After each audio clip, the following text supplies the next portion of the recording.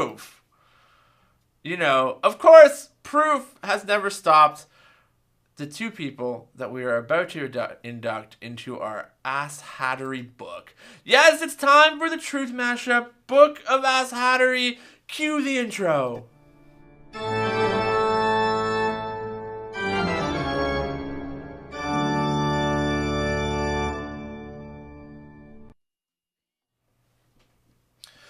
Yes, of course, we've proven with the studies and facts that, yes, income inequality turns out to be a thing. But of course, don't let that stop the spinmeisters from spinning it into good news for the world. Of course, you might think that the fact that 85 rich people equal 3 billion poor people in accumulative wealth might think that's a problem, but not if you're Kevin O'Leary. Man, God is flickering the lights.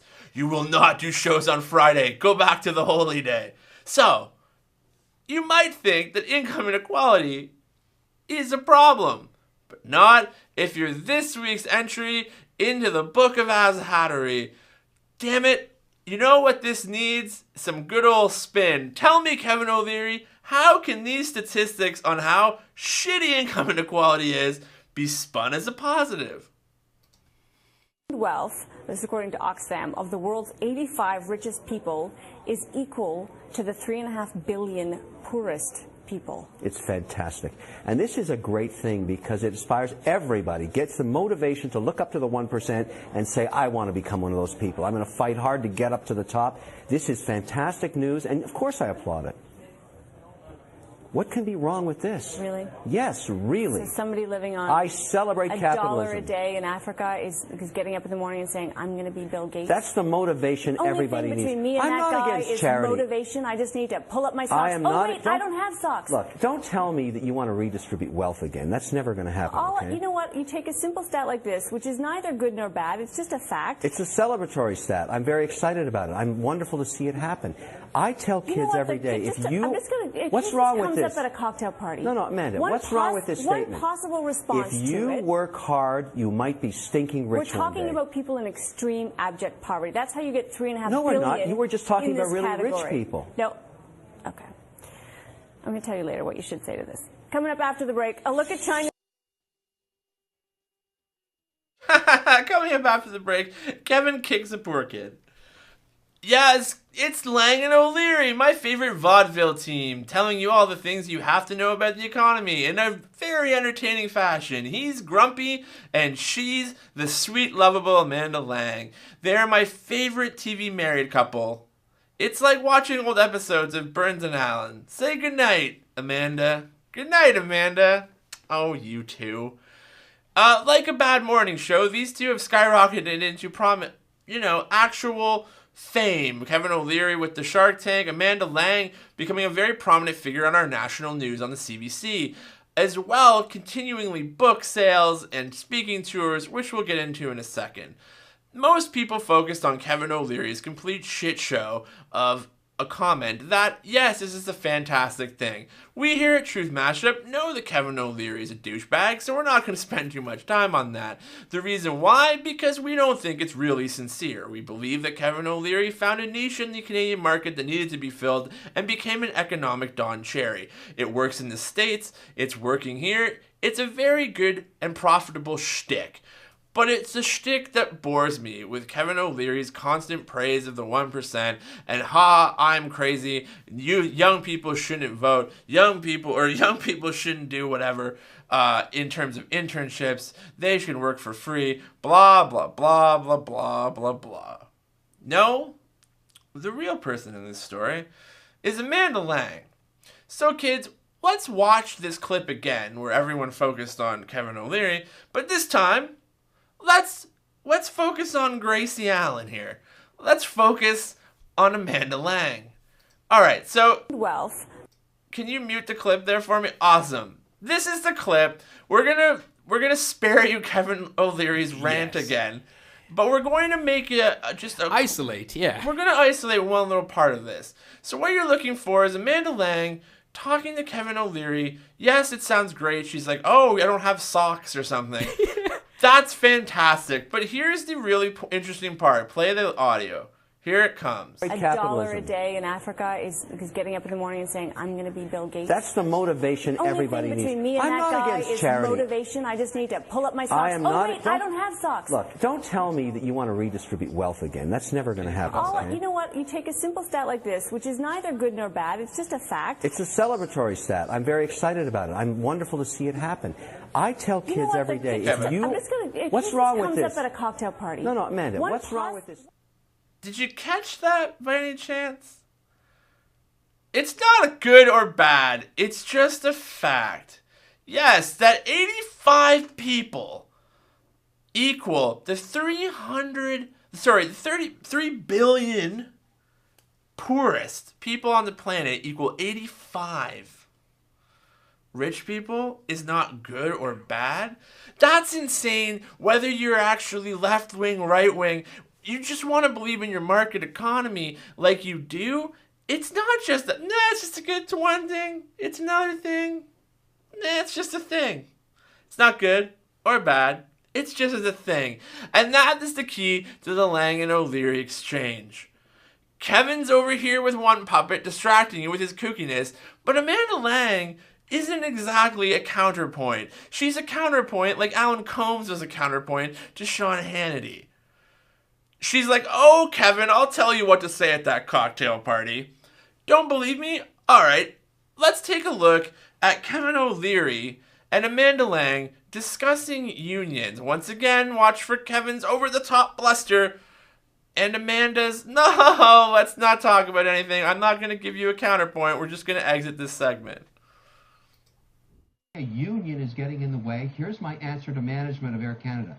Fire the people that don't want to work and hire people who do want to work, because that's how business works. But you need to get service. Well-established illegal views of unions, but the legality of this is that labor has the right to strike when they have the right to strike, and to take it away from them is a serious thing. I have no problem with the right to strike as long as I have the right to fire. If you want to strike, I'll fire you. Call me in a couple of years after you're eating dirt because you're not getting paid, and we'll see if we can work something out. This is ridiculous, and this is against the Canadian people. It's an outrage. It should be banned. They should all be thrown in jail. You know my views.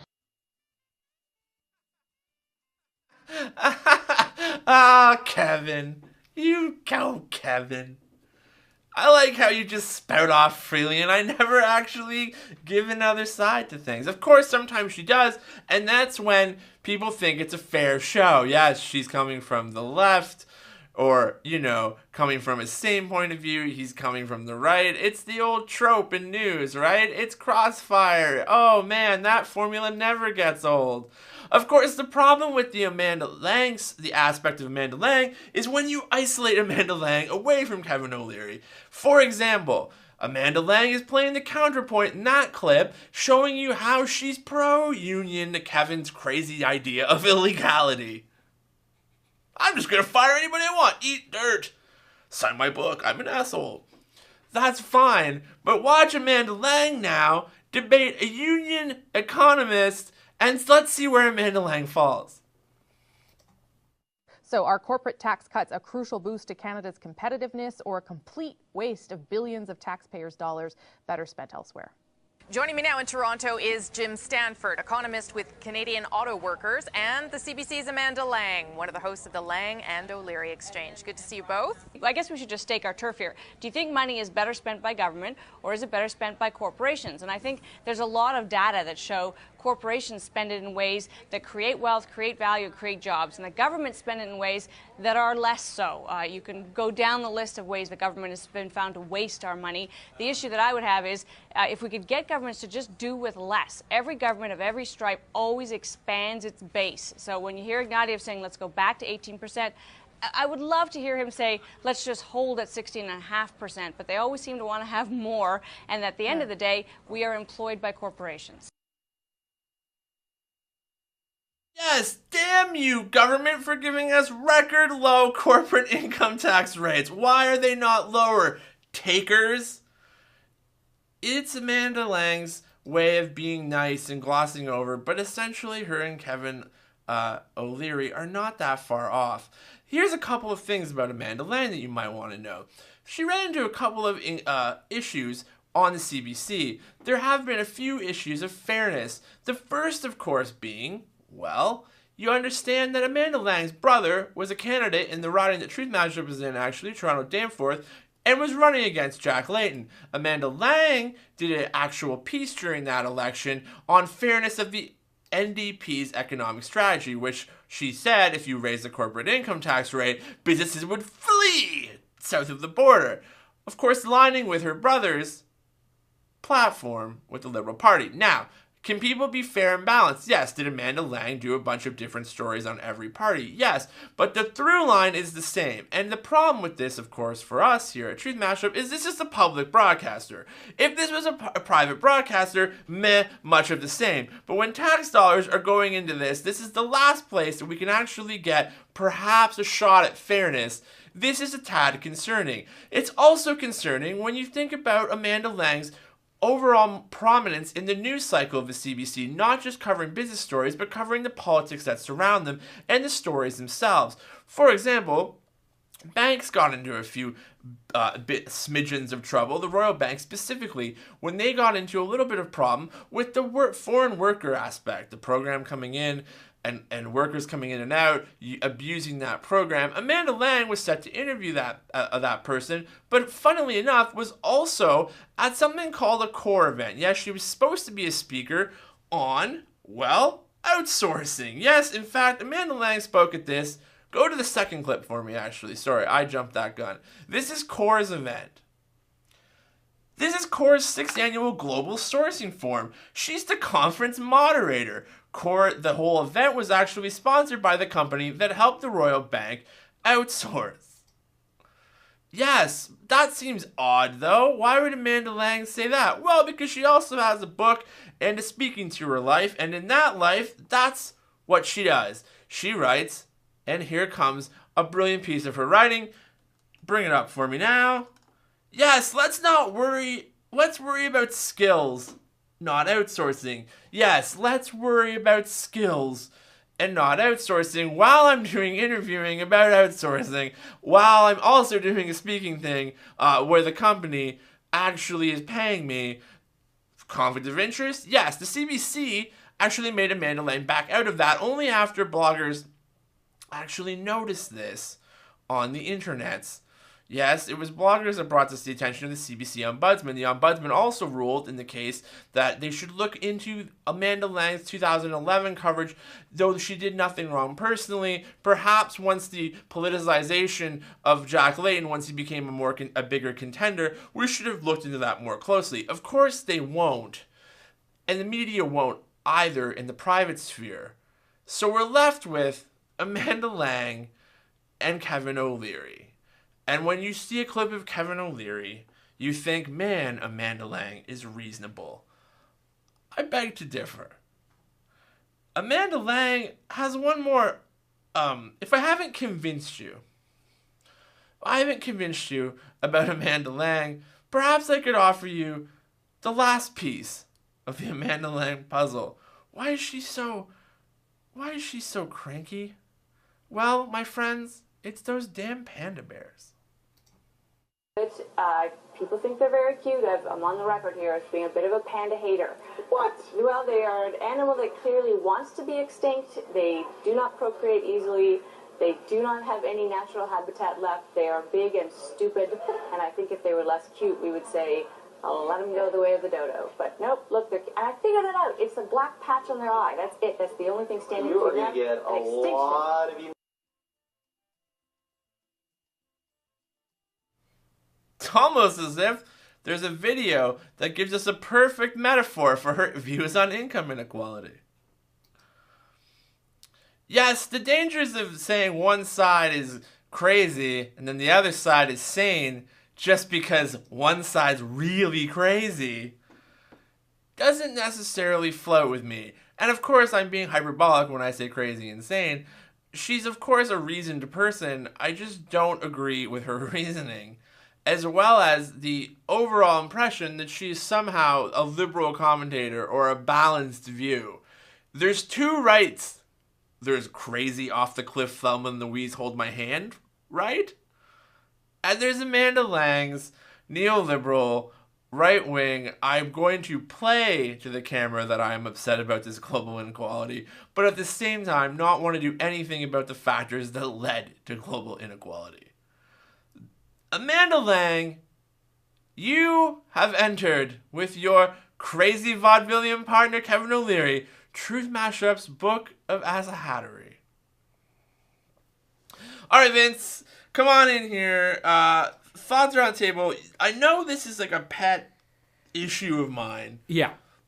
But this is one of my, like, we don't have a lot of this in Canada where it's sort of a hidden bias where, yeah, and she just keeps getting bigger and bigger at the CBC, and I find that troubling from the fact that she's not fair. She is from that business community of old that doesn't want to kind of really deal with stuff, and because she's just not Kevin O'Leary crazy.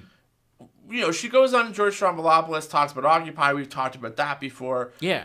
And, you know, is like, well, banks should be regulated. Well, like, anyways, go ahead. The interesting aspect behind it is this, and, you know, we've talked about this many times, and my problem also is this, in that you can't do necessarily punditry work where you take a side and you go at it hard at that side and then come back and then be objective journalist and, you know, interview a piece from both sides of the spectrum. That is not possible this day and age, it seems, anyway. And that's the problem, is that we've gotten to a point in society where we're not, you know, we're okay with journalists doing that sort of things, and that's why people actually confuse us for actually trying to do real news when we're just two clowns, as we've mentioned many times, making fun of the news for not doing the job. And don't call us clowns. Can we? I've been traumatized as a child. Okay. I will take schmucks. Okay, schmucks. How about that? All right. Don't bring clowns into this. I have fears. Oh. No, I totally agree with you. Yeah. Where our line of what journalism is completely gone out the window. And whether it's the Toronto Star's, like, you know, over coverage of themselves, but just in general, like on the Toronto Star's website, there was about, I think, 22 Justin Bieber stories one day. Like, I get that all media is in trouble and they're laying off newsrooms, but the solution is clickbait, and that is not the solution to intelligent discussion of anything. And so that's what's frustrating. And so what's really bad is our journalists, like we talked about, who have the resources, who have the ability to go do things, avoid these things. We ingest, talk about some of them on this show, and all of a sudden, shows like this, and, you know, the ones that have obviously become hugely successful way before us, are now considered a more trustworthy news source. And the media somehow looks at that and says, we should copy that model. It's like, no. Why we've become this? Because you've completely left the ballpark of sanity with your coverage of things. And this is where it really gets frustrating with the CBC, because that's the public broadcast. Yeah, if they want to go doing it, if they want to go do their quirky vaudevillian puppet show on Beat, like where they started out on the Business News Network, or on CTV, or on Global, or any of those stations, I would totally be like, that's what I expect from the corporate media. The fact that this is on the CBC is just so far beyond troubling, not because we don't need different viewpoints or whatever, but because there is no different viewpoint on the show. No. It is complete, like, and they are basically now the entire business perspective on the network. Yeah. They're like, there's no other business person that comes in, really. And then they'll have a union. It's always like a union economist is like, gets like 5 minutes. And then we go back to Amanda, him talking. And there's this false idea that there's a fair and balanced conversation happening. Yeah, because she is right in the middle of things while O'Leary's out, you know. We see this happen way too often, though, of the bar and the goalposts moving way out into crazy town. Yeah. And then there's these people, like, you see even in America talking about, like, well, Bill O'Reilly seems sane. Yeah. And you're like, holy hell, because Glenn Beck is, like, weeping in the fetal position. All of a sudden, O'Reilly seems sane. Yeah. Which brings me to Dan versus Vince.